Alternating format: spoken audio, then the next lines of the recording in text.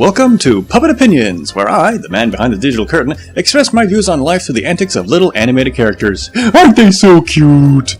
Today's episode is Religion, New and Old. In particular, I'm going to be referring to those two spiritual heavyweights, Christianity and Islam.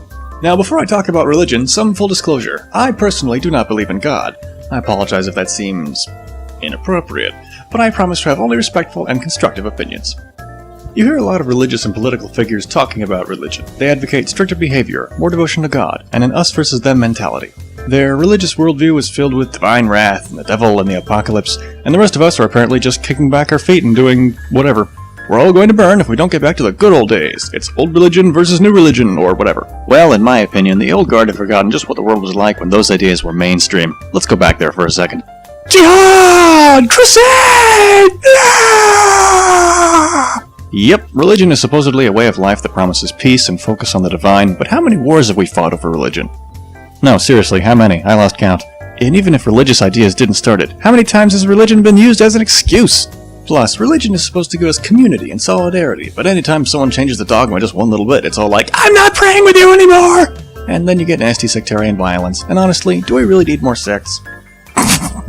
And, after that you get, wait, I've got another one. Unity, it's better than sects!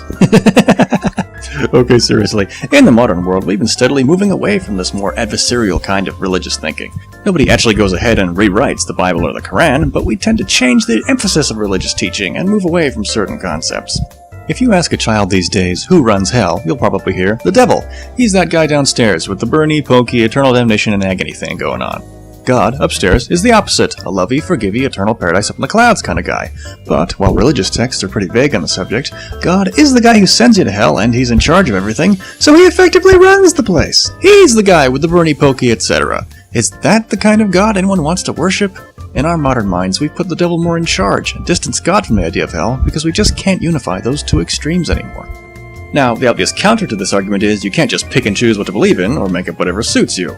Well, the rabid atheist in me would probably like to say that that's all religion is, but more importantly, what we choose to believe and value is a reflection of who we are. Isn't it good that people believe in a world run by a compassionate, understanding creator? It shows that they value compassion and understanding, and they don't get hung up on anger and us versus them thinking.